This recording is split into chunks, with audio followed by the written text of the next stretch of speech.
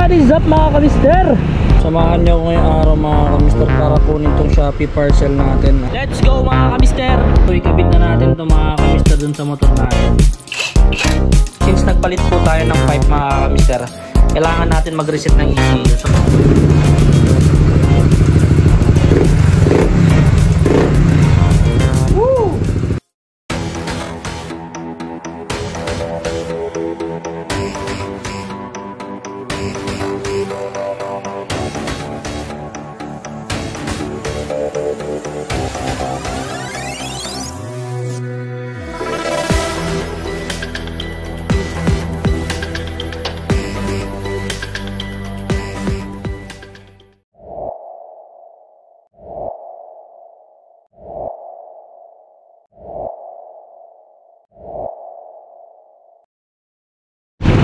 What is up mga kamister? Welcome again for another vlog. Namiss ko kayo mga kamister. Ayun lang ulit tayo nakapag-vlog sa sobrang busy natin mga kamister. Kaya sobrang excited ako ngayong araw na to na mag-vlog kasi kasama ko na naman kayo. Let's go! Ano nga ba yung i-vlog natin ngayon mga kamister? Alright mga kamister, so let's go. Samahan nyo ngayong araw mga kamister para kunin tong Shopee parcel natin. Ayan, so nasa Tacloban na mga kamister, pero for sure matatagalan pa to. Ayan, your parcel has arrived at the delivery hub Tacloban. Matatagalan pa to mga kamister kasi alam mo na, daming pending ng deliveries ng mga JNT at saka Shopee. So kunin na lang natin to dun sa sa kanilang warehouse. Let's go. Let's go. Let's go mga kamister.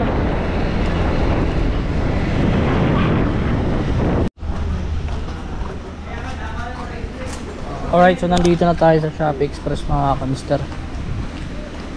6.5 hours later. Alright mga kamister, so ayan, dumating na po yung pipe natin na in-order natin sa Shopee.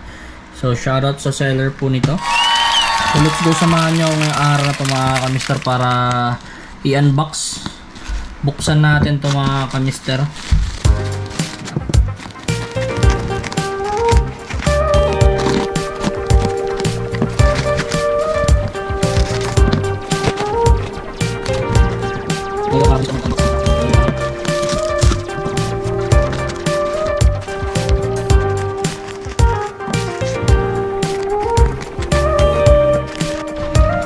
So ayan, ito yung heat guard mga kamister.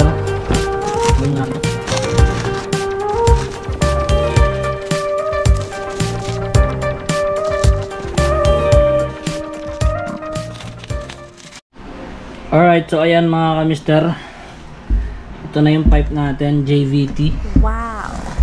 Ayan. So let's go, ikabit na natin ito mga kamister dun sa motor natin. Alright, so ayan mga kamister, so baklasin muna natin tong stock pipe para makabit na natin yung JVT pipe dito. So let's go.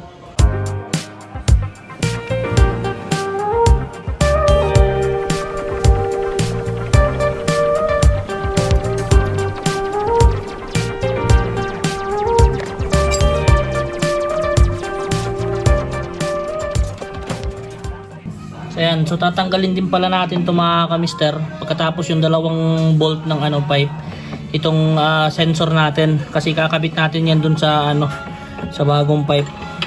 So gamit lang po kayo ng 17 mga kamister para matanggal.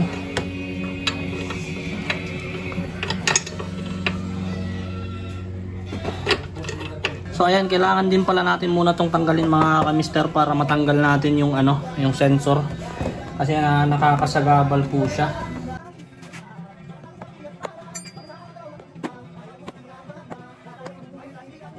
Pagkatapos nyo matanggal yung dalawang screw mga kamister at saka yung mga plastic rivet sa ilalim, pwede nyo na siyang dahan-dahang hugutin.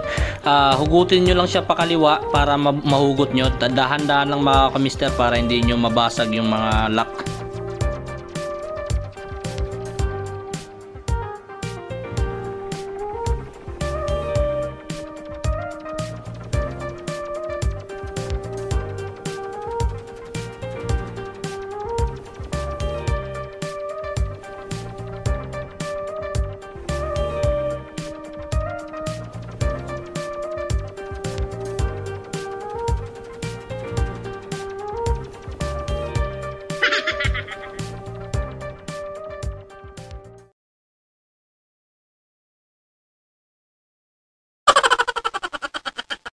few inches later.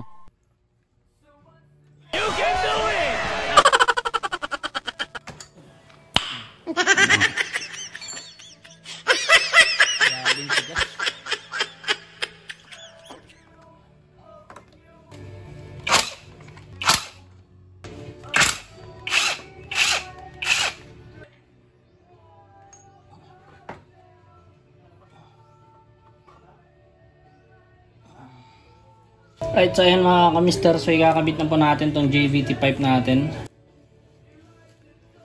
So, tutok lang po natin yan dito.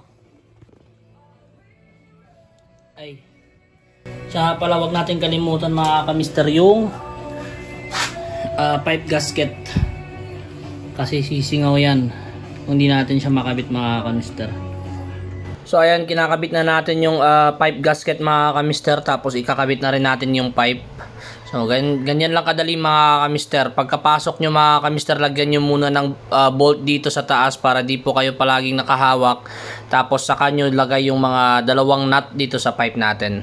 So ayan, hinihigpitan na natin yung mga nut dito mga kamister. So poging higpit lang mga kamister, mahirap na, baka hindi na natin yan matanggal sa susunod. Baka ma-loose thread.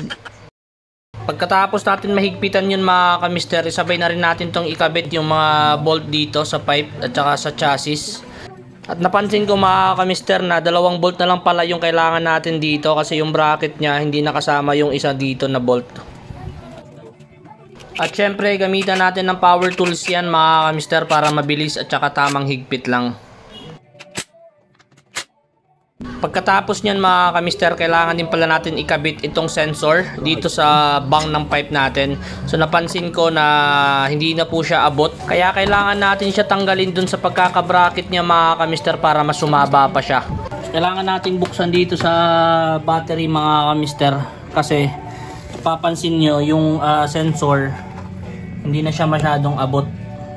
Ayan, hindi na siya masyadong abot kasi medyo nalayo na yung bang sa pipe natin. Yung sa stock pipe kasi medyo dito pa banda kaya abot lang siya.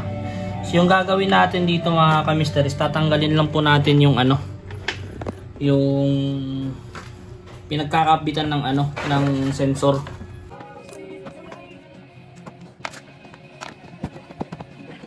Ganito ka komplikado yung scooter mga kamister, yung tipong magpapalit ka lang ng pipe, marami kang babaklasin. Yung mga konting changes lang sa motor mo, kailangan mo nang magbaklas ng mga fairings, maraming babaklasin. Ayan, so ito yung sinasabi ko mga kamister na nakakabit sa bracket yung sensor natin. So tatanggalin lang natin yung bolt na yan para mas mainat pa siya o mas sumaba at maabot niya yung bang ng JVT pipe natin mga kamister. So ayan, so tinanggal lang natin siya sa bracket mga kamister. So humaba na po siya. So pwede na po natin siyang maabot na po natin siya dito. So tapos tatalian na lang po natin siya dun sa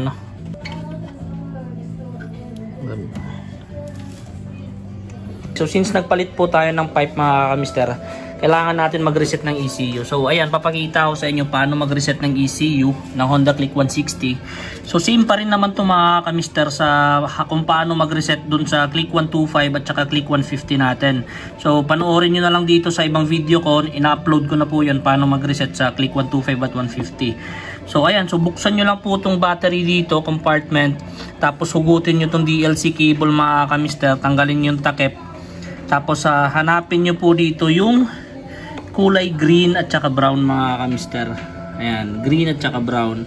So dito sa socket nya, magkabilang dulo lang po siya mga kamister. Itong dito sa pula. So i-short lang po natin yan. Gumamit po kayo mga kamister ng anything na matulis. Pero dinidiscourage ko na mga kamister na gumamit kayo ng ng paper clip kasi sobrang kapal nun mga kamister, nakakasira po siya ng socket. So kalaunan pag parati tayo nagre-reset, nasisira siya dito at lumuluwag. So ito yung gagamitin natin mga kamister, maliit na wire. So itutusok lang po natin siya doon para i-short. Tapos mamaya papakita ko sa inyo kung paano po siya i-reset. Tusok po na natin mga kamister. So napansin nyo mga kamister, medyo nahirapan tayong itusok yung wire natin dito kasi sobrang sikip, sobrang liit ng butas ng socket at saka sobrang lambot lang ng wire natin. Mabilis po siyang mag-bend. Kaya yun, so hindi po siya effective. So magpapalit po tayo ng ibang itutusok dito mga kamister. So ayun mga kamister, so ito yung gagamitin nating pang reset kasi hindi natin siya matusok yung sa wire.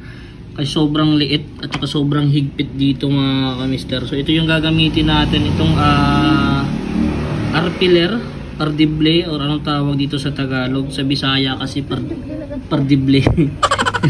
Pardible o arpiller to mga kamister. Pinutol ko lang yung dulo. Ayan. So itusok lang natin to mga kamister. So ayan, na short na po natin siya mga kamister. So next na gagawin po natin is i-switch on natin yung motor natin. Tingnan natin kung mag-check engine siya. Ayan. So kapag mag-check engine na siya mga kamister, ibig sabihin shorted na yung DLC cable natin. So switch off po natin mga kamister. Tapos hawak. Yung gagawin lang natin mga kamister is full throttle. Tapos switch on natin. Magfa fast blink po yan mga kamister. Bilang tayo ng 5, 1, 2, 3, 4, 5 release. Tapos mag-i-slow blink siya mga kamister. Ayan. So kapag nag-slow blink na yan mga kamister, indicator na po yan na goods na po yung reset natin. So switch off po natin.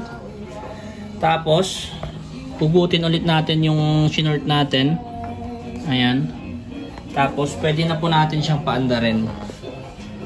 So papaandarin po natin siya mga kamister ng mga ilang minutes, siguro mga 5 minutes to 10 minutes para makalibrate lang, ma-optimize ng ECU, mabasa ng ECU yung bagong pipe natin mga kamister.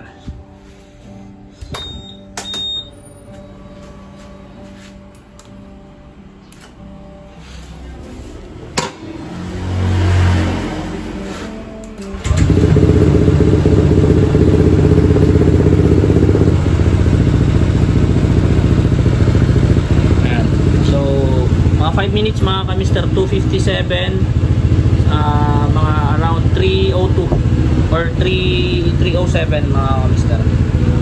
Paandarin lang muna natin. Ito yung adjustment nito mga kamister, siguro ano, ayan, naka-open na siya. Ayan, naka-open siya. I-adjust na lang natin siya mga kamister. Ito yung tunog niya mga kamister, naka-open, na full open.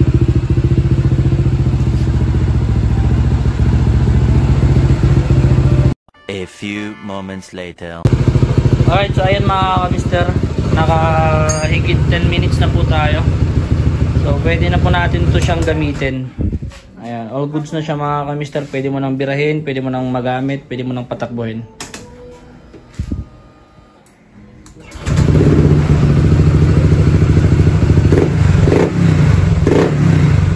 Woo! Lutong mga kamister. Naka full open yan mga kamister, full open.